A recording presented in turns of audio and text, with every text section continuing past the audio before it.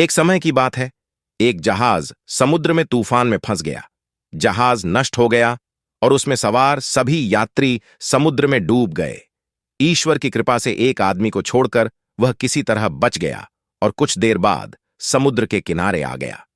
जब उसे होश आया और उसकी आंखें खुलीं तो उसने पाया वह खुद एक उजाड़ टापू पर था। जैसे ही वह आदमी उठा, उसने ईश्वर से प्रार्थना की और कहा कि हे ईश्वर, कृपया मेरी मदद करें, कृपया मुझे कुछ मदद भेजें। दिन बीत गए लेकिन कोई मदद नहीं मिली। उसने समुद्र तट पर सोकर अपनी रात बिताई।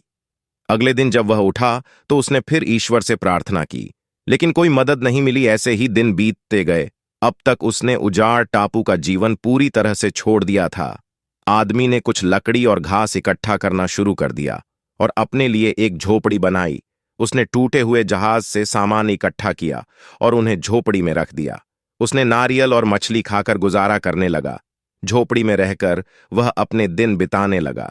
एक दिन उसने आग जलाई और भोजन की तलाश में चला गया। जब वह वापस लौटा तो उसने देखा कि उसकी झोपड़ी में आग लग गई है। वह अपने एकलौते झोपड़े के नष्ट होने से बहुत दुखी था। उसने क्रोध में आकर आकाश की ओर सिर उठाया और शिकायत बयान करने लगा। हे भगवान, मैंने तुमसे कहा था कि मुझे कुछ मदद भेजो, लेकिन तुमने मेरे शिकार की एक न सुनी। मैंने यहां रहने के लिए एक झोपड़ी बनाई थी और तुमने उसे भी जला दिया। तुम बहुत क्रूर हो। वह बहुत निराश हुआ और रात तक भगवान से शिकायत करता रहा और फिर बीच पर ही सो गया। सुबह उसकी नींद एक शोर से खुली जो बहुत तेज थी। जब उसकी आंखें खुलीं तो उसने देखा कि एक जहाज किनारे पर आया है। उसे अपनी आंखों पर विश्वास नहीं हो रहा था। वह बहुत खुश था कि आखिरकार उसे मदद मिल ही गई। वह जहाज पर चढ़ गया और जहाज चलने लगा। जहाज पर चढ़ने के बाद उस आदमी ने जहाज के कप्तान से पूछा, आप मुझे कैसे जानते हैं? मैं यहां इस सुनसान टापू में फंसा हुआ हूं। कैप्टन ने उत्तर दिया, हमने टापू से आपके द्वारा भेजा गया अग्नि संकेत देखा। हमने इसे समझ लिया। टापू पर कोई है, इसीलिए हम यहां आए हैं। आदमी ने कहा, लेकिन मैंने कोई फायर सिग्नल नहीं भेजा। कैप्टन ने कहा, लेकिन हम तो फायर सिग्नल देखकर ही यहां आए हैं। तभी आदमी को अपनी जलती हुई झोपड़ी की याद आई।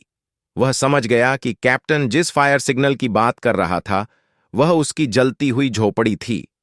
वह समझ गया कि उसकी झोपड़ी में आग लगाकर उसे सुनसान टापू से बाहर निकालना ईश्वर की योजना थी।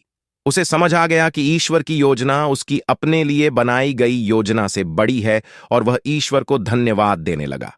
अगर हम अपने जीवन में देखें तो पाएंगे कि हम अपने जीवन में बहुत सारी प्लानिंग करते हैं, लेकिन जो हम चाहते हैं वो होता नहीं, और जो होता है वो हमारी मर्जी से नहीं होता।